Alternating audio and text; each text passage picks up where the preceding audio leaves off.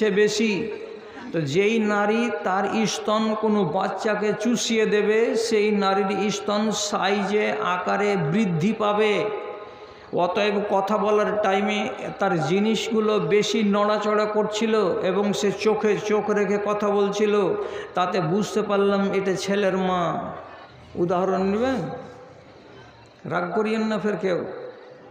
আমি 63 বছর বয়সের মানুষ বলছি।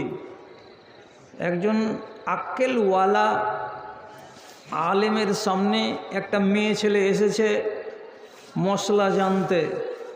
তো মশলা জানতে এসেছে, তো মশলাটা জিজ্ঞেস করলো, করার পরে ওইখান থেকে চলে গেল।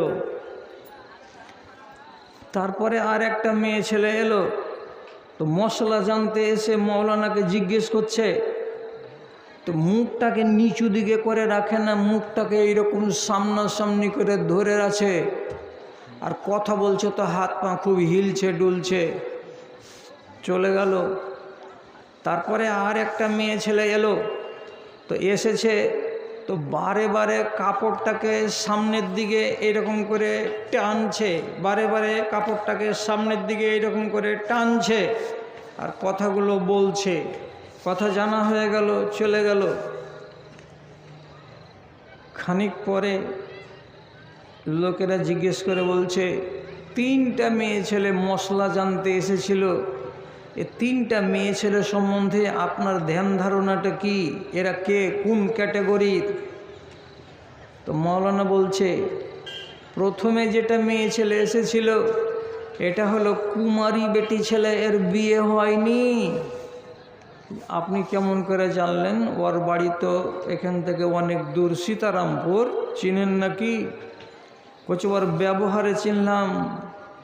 কুমারী বেটি ছেলে আলগা বেটা ছেলের সঙ্গে কথা বলতে গেলে চোখে চোখ ফেলে কথা বলবে না, লাজ লাগবে, ওই জন্য নিচু দিকে মুখ ঝুঁকিয়ে কথা বলে চলে গেল, আমার চোখে চোখ ফেলেনি। আর একটা বেটি ছেলে যে এসেছিল, তো বারে বারে যে চোখের উপরে চোখ মিলিয়ে যে কথা বলছে আর হাত পাগুলো ঝুলছে আর দুলছে, এটা ছিল ছেলের মা। কি দেখে বুঝলেন? এই জন্য বুঝলাম যে ওর শরীরটা হিলছে বেশি। তো যেই নারী তার স্তন কোনো বাচ্চাকে চুষিয়ে দেবে সেই নারীর স্তন সাইজে আকারে বৃদ্ধি পাবে। অতএব কথা বলার টাইমে তার জিনিসগুলো বেশি নড়াচড়া করছিল এবং সে চোখে চোখ রেখে কথা বলছিল।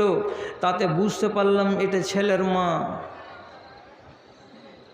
যে মেয়ে ছেলেটি বারে বারে এমনি করে